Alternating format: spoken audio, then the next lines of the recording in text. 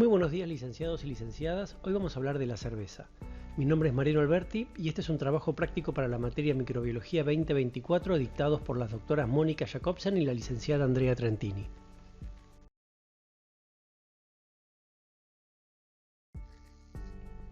Existe un consenso general en señalar el origen de la cerveza hace 4000 años antes de Cristo, en la zona de la Mesopotamia del Oriente Medio, donde estaban los sumerios. La evidencia más antigua es una tablilla en la que se observan varias personas tomando cerveza de un mismo recipiente. La bebían todos los extractos sociales y por su aporte alimenticio formaba parte de la dieta cotidiana junto con el pan. Era además uno de los productos que se usaba para pagar a los trabajadores que desempeñaban labores en los palacios y los templos, y hasta tenía su propia diosa de la cerveza. Ella era Ninkasi. Avanzamos en el tiempo y el siguiente evento en la historia es alrededor del 3000 a.C. en Egipto, donde la denominaron situm y era esencial en la dieta cotidiana. Mientras que el vino era para las clases altas, la cerveza era para el pueblo. En época de los faraones, sus fábricas producían hasta 4 millones de litros por año, tanto que los graneros estaban prácticamente destinados a la cebada para su elaboración y la usaban como moneda de cambio. De hecho, los egipcios fueron los primeros en vender la cerveza. Como buenos comerciantes y como el precio de este cereal era elevado, usaban una variedad del trigo llamado espelta. Además descubrieron la malta, le agregaron azafrán, miel, jengibre y comino para darle sabor y color. Seguimos avanzando en el tiempo y 2000 años después vemos cómo los griegos heredaron las técnicas de fabricación de cerveza de los elaboradores de Egipto y a su vez traspasaron este conocimiento a los romanos, que la llamaron Cerevicia en honor a Ceres, la diosa de la agricultura, los cultivos de cereales, la fertilidad y las relaciones maternas. Y ya a partir de ahí se la llamó de esa manera. Una bebida tan valorada por el pueblo no podía dejar de crecer. Una vez extendida en el globo terráqueo, se utilizaban los granos de cereales disponibles de cada zona. Estamos ahora en el 1000 después de Cristo y en China el trigo, en Rusia el centeno y en Japón el arroz son la materia prima usada para la producción de cerveza. De allí surge el sake, que es considerada la cerveza más antigua usada en rituales sociales en honor a los dioses. En la antigüedad, en China también se elaboraba una cerveza llamada Qiu, usando cebada, trigo, espelta y arroz, mientras que las civilizaciones precolombinas de América usaban maíz en lugar de cebada. Ahora bien, la cerveza de cebada proviene de Europa y se la hacía desde Armenia, Georgia y el sur de Rusia hasta Bohemia, Alemania, Bélgica y las Islas Británicas, donde se convertiría en aquella cerveza que conocemos en la actualidad. Durante varios siglos se recitó casi de memoria que los ingredientes de la cerveza eran agua, malta y lúpulo. La levadura no estaba en la lista de ingredientes permitidos por una ley decretada el 23 de abril de 1516 por Guillermo IV de Baviera. Dicha ley, llamada Ley de la Pureza o Reinheitsgebot, decretaba en forma indirecta que la levadura no formaba parte de la Santa Trinidad de la cerveza. En sí, se estableció que la cerveza solamente se debía elaborar a partir de 3 ingredientes: agua, de preferencia de manantial, cebada malteada y lúpulo.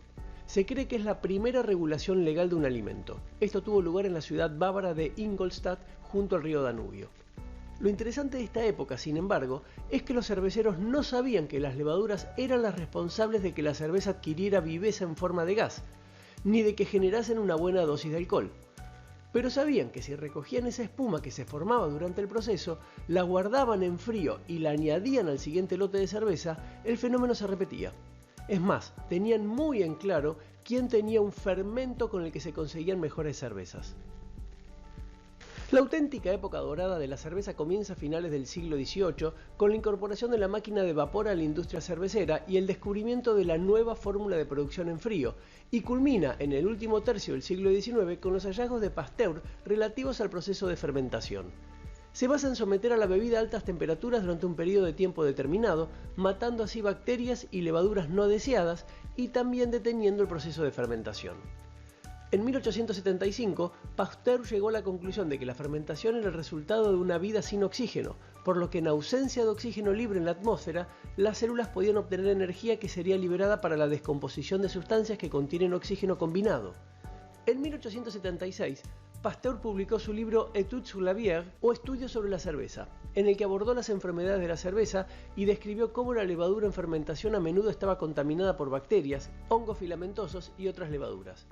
Hay otro nombre, cuando hablamos de las levaduras y el proceso fermentativo de la cerveza, que es menos sonado que el de Pasteur, pero no por ello menos importante. Estoy hablando de Emil Christian Hansen, jefe del Departamento de Fisiología del Laboratorio de Investigación Carlsberg de Copenhague, y considerado como el primer científico en la historia en aislar y crear con éxito un cultivo de levadura para la elaboración de cerveza. Se discute si fue entre 1880 y 1910, lo que sí, a esa célula aislada se la denominó Saccharomyces carlsbergensis, y hoy en día es empleada en la elaboración de cervezas del tipo lager.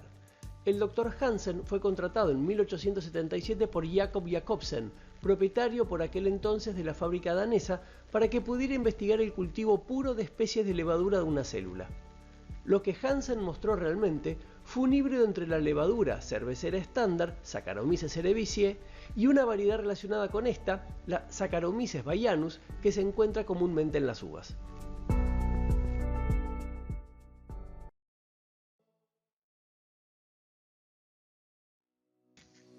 El primer paso es la producción de malta, proceso llamado malteado.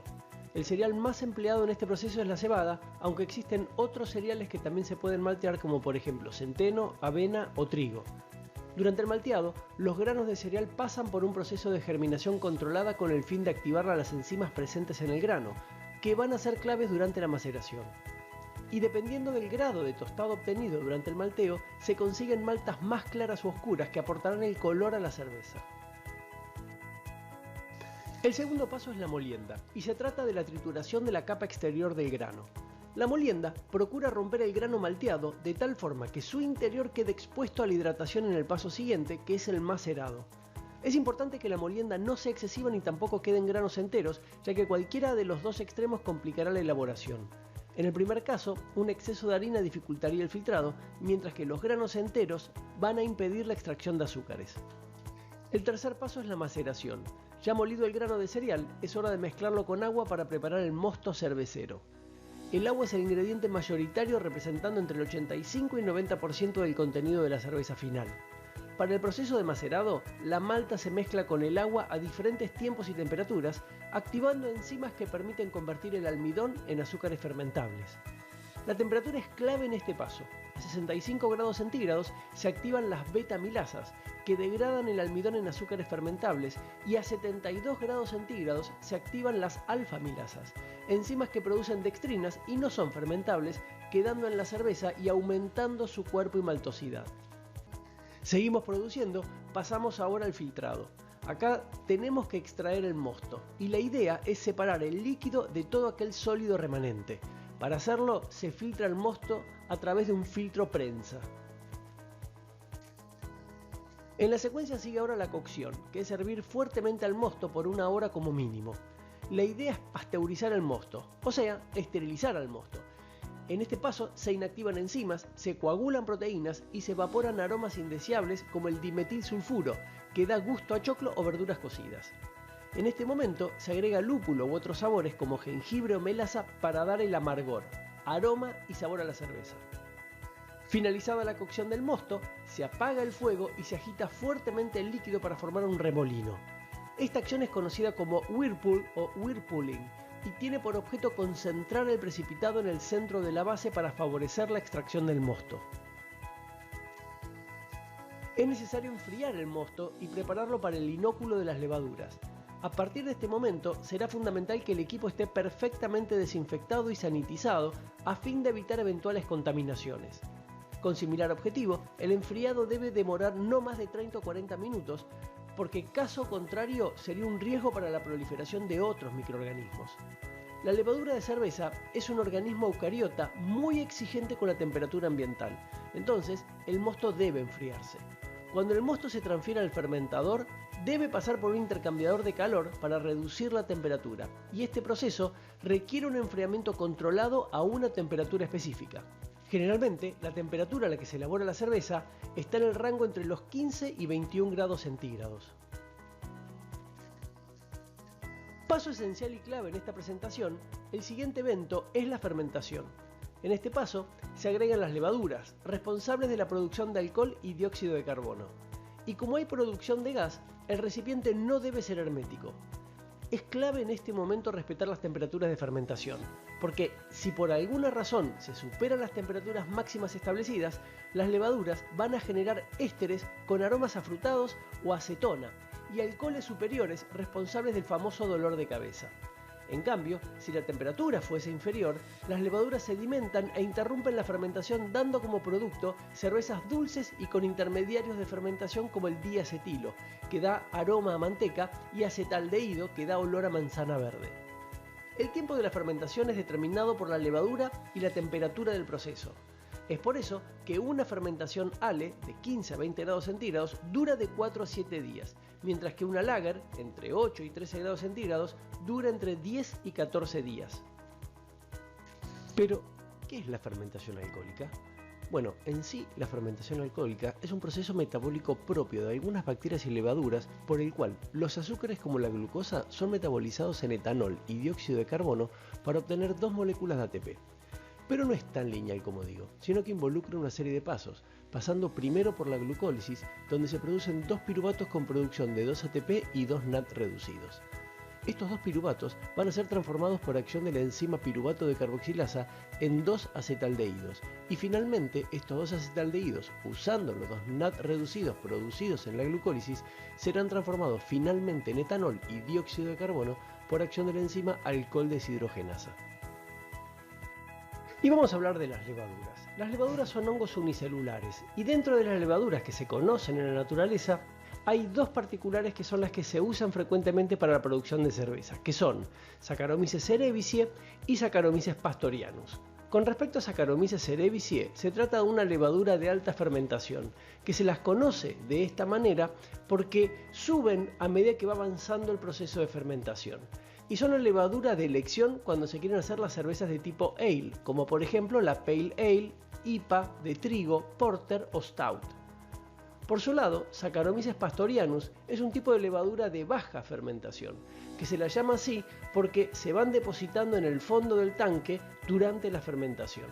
Esta levadura es un híbrido entre Saccharomyces cerevisiae y Saccharomyces eubayanus, y es la que se usa para la producción de las cervezas de tipo lager, como por ejemplo Pilsner, Bock, Dortmunder y Marzen. Concluida la fermentación, es necesario precipitar los polifenoles, proteínas y remanentes de levadura que enturbien a la cerveza. Este paso, llamado maduración, se logra al disminuir la temperatura, próxima a los 0 grados centígrados, durante un periodo aproximado de 10 días. La cerveza obtenida luego del madurado debe acondicionarse porque posee una cantidad de dióxido de carbono reducida. Para obtener una gasificación apropiada, el cervecero tapa las botellas a presión previo al agregado de azúcar fermentable como glucosa, azúcar de maíz, azúcar de caña, miel, etc. a razón de 6 gramos por litro en oscuridad y a la temperatura óptima de fermentación durante 20 a 25 días. Al terminar la maduración, la cerveza es sometida a un proceso de filtración para separar pequeñas partículas de levadura y compuestos que aún se encuentran en suspensión. Una vez filtrada, se obtiene la cerveza brillante, la cual se envasa en diferentes formatos para su consumo y en muchos casos se pasteuriza para luego poner a disposición de los consumidores de una buena cerveza que solo van a tener que preocuparse por abrir, servir y disfrutar.